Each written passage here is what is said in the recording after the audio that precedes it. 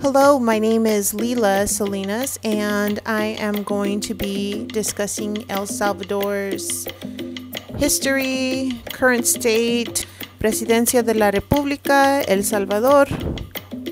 I hope you guys learn as much as I did. El Salvador's historical timelines include independence from Spain in 1821. They established diplomatic relations with the U.S. in 1863. They had military dictatorship from 1931 to 1979, and the Civil War lasted from 1979 to 1992. That's 12 years. It's a country filled with bloodshed. El Salvador's culture and food and people, you see here a cheerleader, a chipora or chiporistas, and they appear at parades, festivals, civic events. Pupusas are the typical dish, and fresco de ensalada is my favorite. Has apples, OJ, mangoes, pineapples. It's really good. El Salvador's population and geography consist of 6.3 million, and it's an increase, 49% increase from 2023.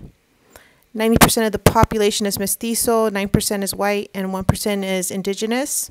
Spanish is the official language, and El Salvador is made up of 14 departments. El Salvador also has over 100 volcanoes, 20 of which are active. Santa Ana is the biggest volcano.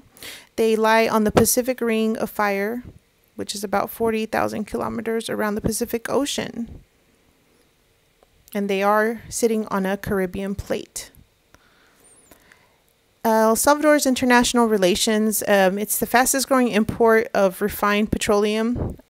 They are in bed with the United States and they ship petroleum to the United States. Dutch Bros also has interests with El Salvador. They farm coffee beans from there. El Salvador also launched Google partnership. If you see here, Bukele is walking at Google facility. Big plans, big oil, big tech. What does that lead to? Corruption, perhaps? We will see. El Salvador's social issues consist of the biggest gang, MS-13. They also have Barrio 18. President Bukele locked up close to 40,000.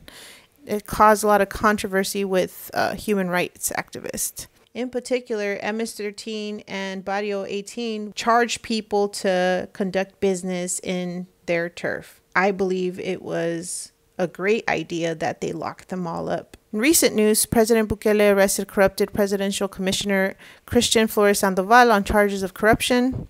Is he guilty or a scapegoat? He claims that he was only doing what the president does. He would get money in exchange of contracts. Nayib Bukele won the presidency in 2020 and put an end to the two-party political system. Bukele is with the political party called Nuevas Ideas, New Ideas, also known as N. Nuevas Ideas rejects left and right-wing views and focuses on third-party views. Some say he's the coolest or the world's coolest dictator.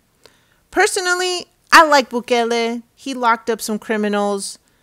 He's making El Salvador safer. Even if he's turning the country into a dictatorship, at least people are better off.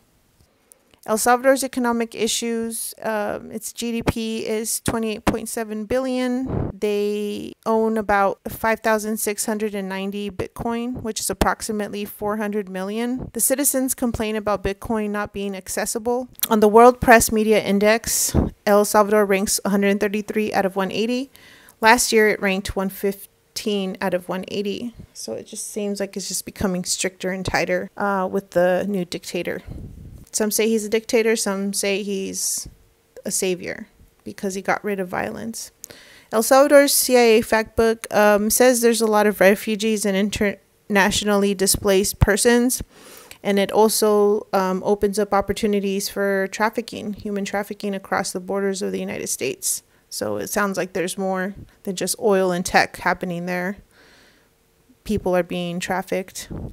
El Salvador's media versus global media, they're pro-government social media, restrictions on journalists and negative press, similar to Africa, China, and the Philippines. But I believe President Bukele uses social media to gain favoritism and gain popularity amongst people abroad, especially Salvadorians who are living in the United States. The issues with El Salvador's media, if you're not aligned with government interests, you're out. Limited freedom for journalists. They paint a pretty picture for the citizens living abroad. Journalists are silenced, incarcerated, and sometimes even go missing. So the truth is never the truth. It's only half the truth. It has to fit the narrative.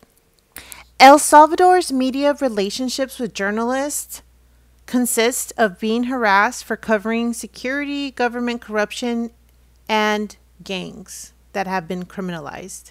El Faro and Factum are frowned upon by the government due to their negative press against political corruption. El Salvador's media outlets consist of press, television, radio, and podcasts. For press, they have La Prensa Gráfica, El Mundo, El Diario de Hoy, El Diario Coladino, El Faro. And it seems like they have a lot of podcasts. Radio Cachimbona, The Current Podcast, Bitcoiners Live from Bitcoin Beach, Radio No Jodas, The Culture Burrito, The Pink Moon Podcast. I mean, they have it all. What is the future for El Salvador? Facial recognition, credit score, smart cities, advanced technology systems for healthcare, voting, and education, continued control over its media and journalists to secure interests, and increased influence of citizens abroad via social media, pilot country model to influence other governments around the world. I am Salvadorian, and I have noticed that there's a lot of ads for me on social media to visit, to come and spend my money there. And I think that they're driving a campaign to get tourists in, to make it attractive. And I mean, it's smart, and I think it's good that they locked up all of the murderers, but they said that there's still some people in prison that aren't really gang related, so that's kind of a concern. But all in all, I think Bukele is trying to do better. I mean, I think corruption is always going to exist, but if the good outweighs the bad, then why not? So I hope you guys learned as much as I did. Thank you.